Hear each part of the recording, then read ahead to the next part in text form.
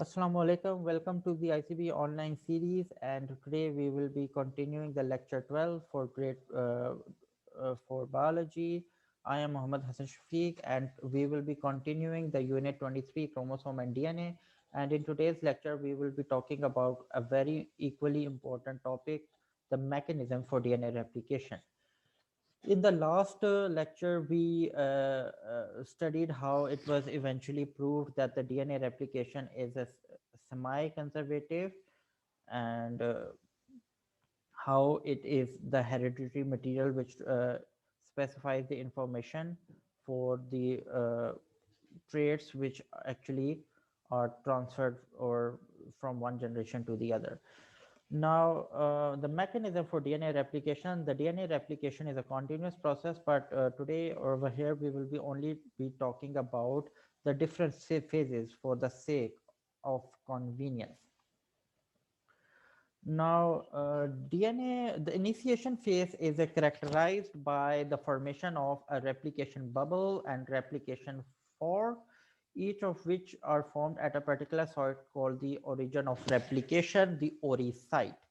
Now, the ORI site in the DNA is a particular sequence of nucleotides along the length of the DNA from where the replication process begins.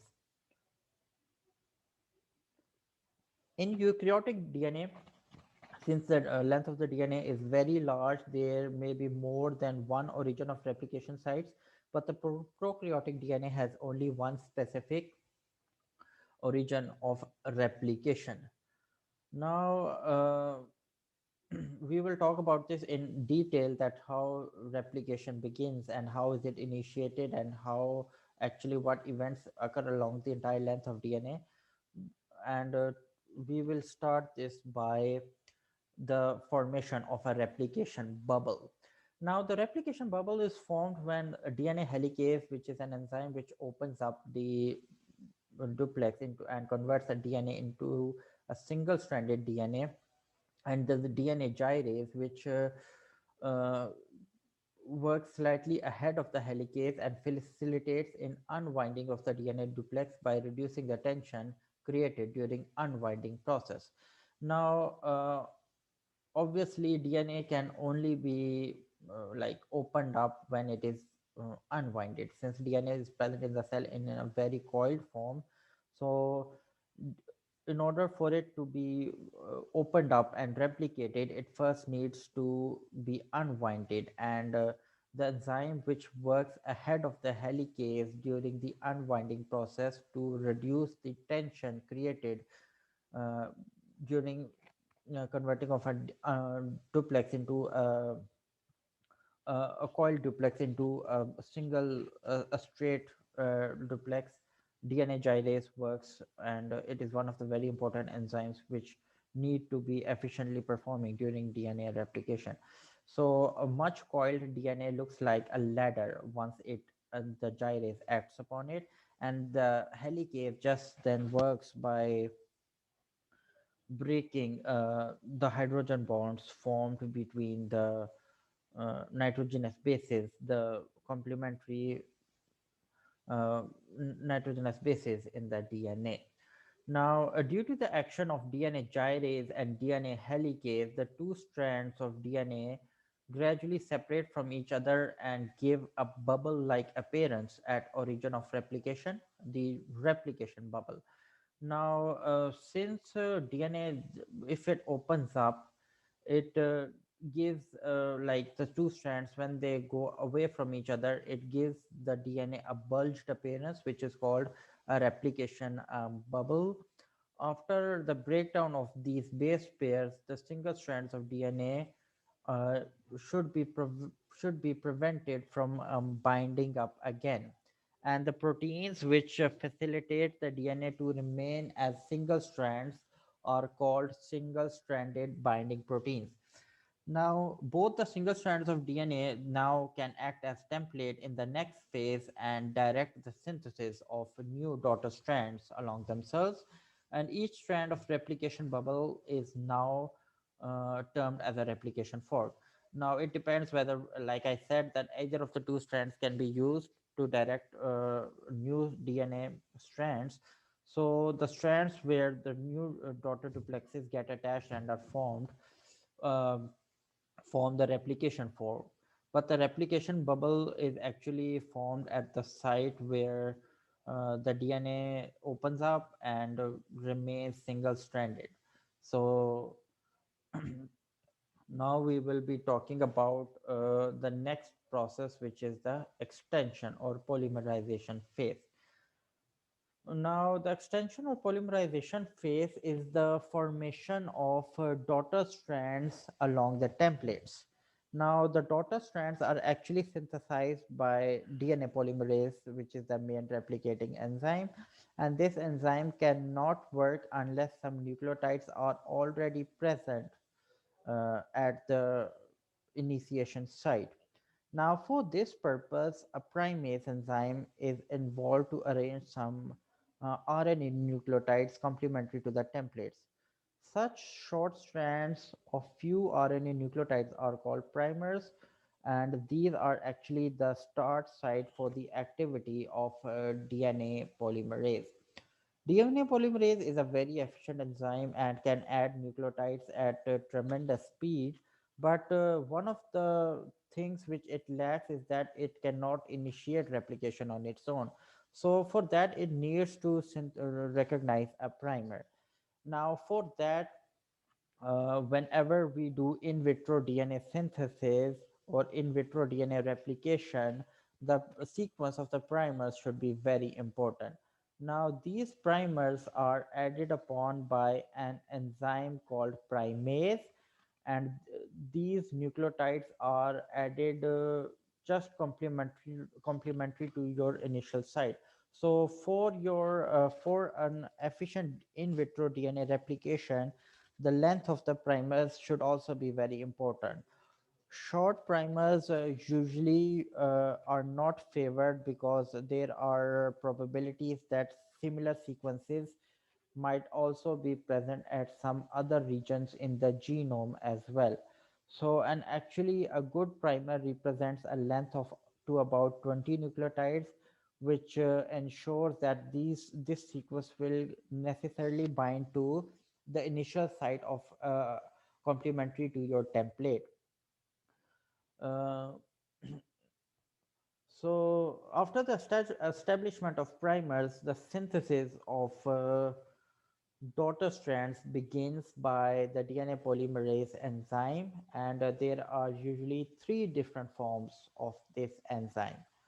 Number one, the DNA polymerase 1, the DNA polymerase 2, and the DNA polymerase 3. The DNA polymerase 1 catalyzes the replacement of RNA primers by DNA nucleotides.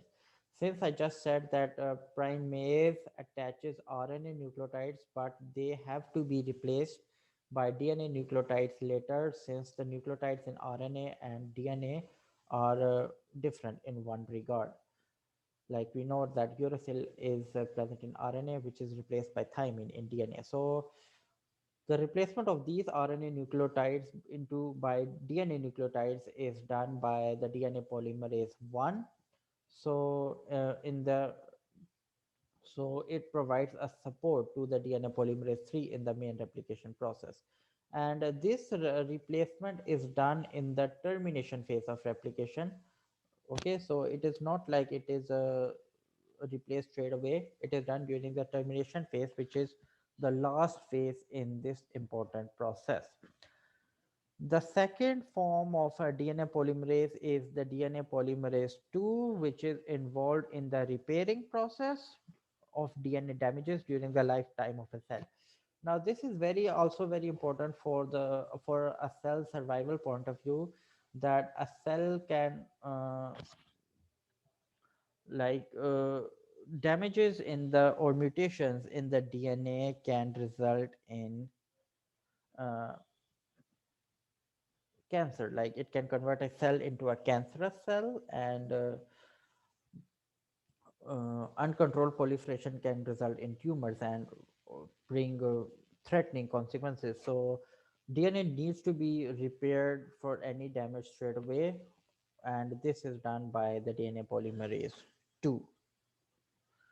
The third form, the DNA polymerase 3, is the main replicating enzyme that adds nucleotides against the template, and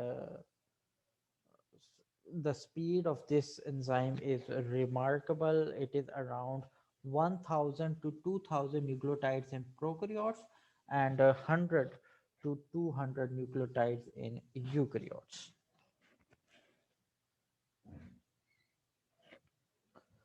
Now, the mechanism of how this enzyme works is also very an important topic, and we will be talking about this topic now.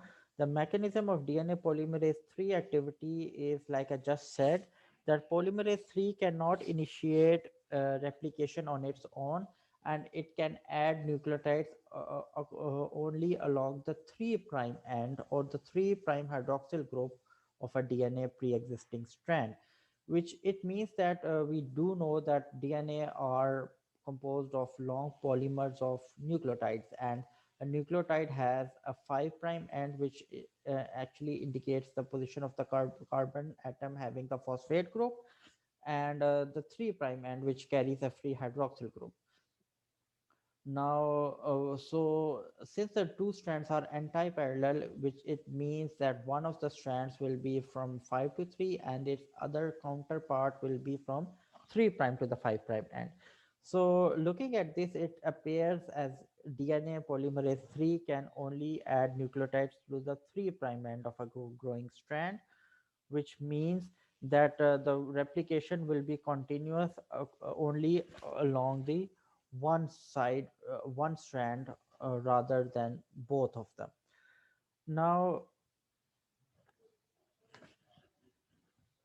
one unit of DNA polymerase 3 works on one template and continuously synthesizes a daughter strand towards the replication fork. This continuously growing daughter strand is called the leading strand. The second unit works on the other template. Now, if I go back to this diagram, you can see that the blue strands are the DNA strands of the parental duplex. They got opened up by DNA helicase. Like you can see the DNA helicase opening up the two strands. On upon these strands bind the single stranded binding proteins, which keep the DNA as single stranded. This is very important for the other complexes to work on the DNA as well. Now, DNA polymerase 3, if you look at the lower strand, which is in the parental strand labeled 3 to 5, the daughter strand complementary to this, which will be formed, will be 5 to 3. So, in this strand, DNA polymerase 3 does not appear to have a problem, and the replication or the addition of nucleotides will continue very smoothly. This strand, which continues growing towards the replication fork, is called the leading strand, and it is synthesized much sooner and very quickly. Now we call it since why what do we mean when we say that it grows towards the replication fork, is that if you see that the DNA appears as a duplex which gets opened up at one particular point, giving rise to two branches, or like we see in a fork. So this point where helicase is actually on the DNA is where the forks or branches arise from the parental duplex. So this enzyme, which continues growing towards the replication fork, and smoothly as helicase keeps opening the DNA polymerase will continually uh, keep adding nucleotides behind it as well. So this is the leading strand. The other strand, if you can see from the diagram in the parental blue strand, is 5 to 3. So the daughter strand complementary to it will be 3 to 5. But in that case, we do note that DNA polymerase 3 cannot add nucleotides from the 3 to 5 direction. So what will happen here is that a series of short fragments will be made, which will later be connected. Now, these fragments are called Okazaki fragments after the Japanese scientist who studied and discovered them. These fragments are discontinuous, which is a way that the primase will attach to somewhere in the single strand, and it will then be replaced by the DNA nucleotides by the DNA polymerase 1, and DNA polymerase 3 will continuously start adding nucleotides, but in this time it will be away from the replication fork.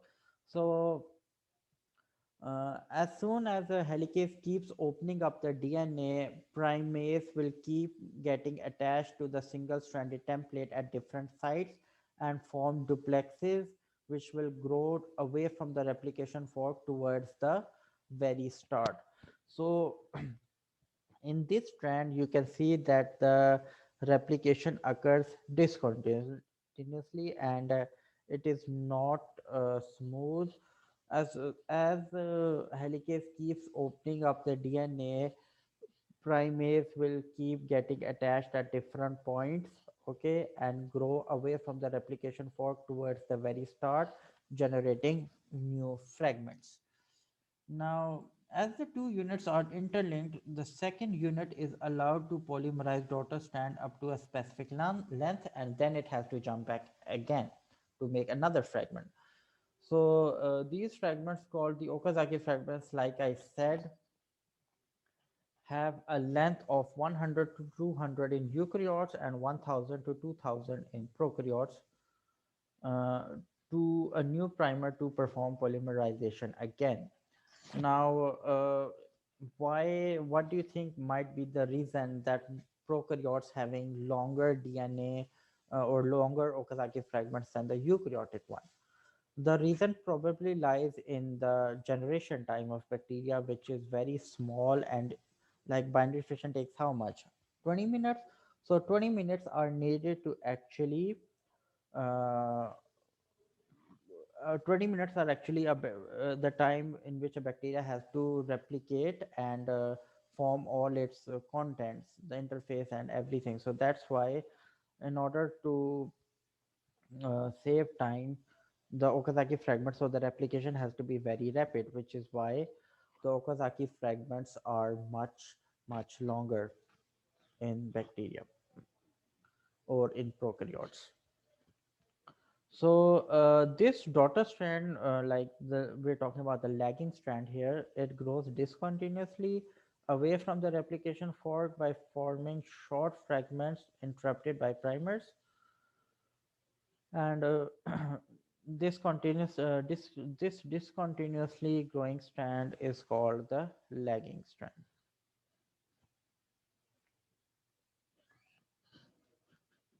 One of the DNA polymerase 3 subunit also possesses ability to remove wrong nucleotides if it is added mistakenly.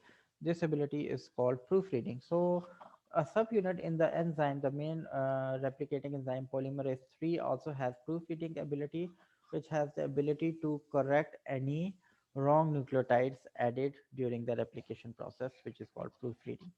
The last phase of DNA replication is called the termination phase, in which like I said, towards the end, what happens is that DNA polymerase 1 replaces RNA primers with the DNA nucleotides, so that the whole gene is correctly replicated. And the resulting segments are joined by DNA ligase, forming phosphodiester bonds. So let's very quickly talk about this enzyme called DNA ligase. As the name indicates, the DNA ligase ligates two fragments or series of DNA by forming phosphodiester bonds. This enzyme is also called a molecular glue, since it joins two DNA fragments or broken fragments by forming a phosphodiester bond between them. So in this way, DNA replication is done, and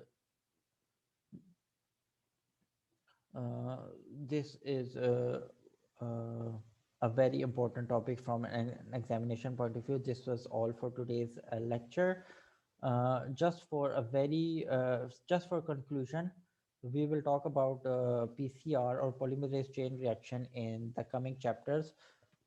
But just to let you know that the polymerase chain reaction uses this aspect of DNA replication in biotechnology and is an extremely sensitive means of amplifying small quantities of DNA, which is very important in the detection of low level bacterial infections or rapid changes in the transcription of a single cell level, as well as detection of a specific individual's DNA. Now, this was all for DNA, but we will talk about how DNA is expressed. And this brings us to the end of today's lecture. In lecture 13, the next lecture, we will be talking about gene expression, which is also one of the major topics of this chapter. So, this was all for today.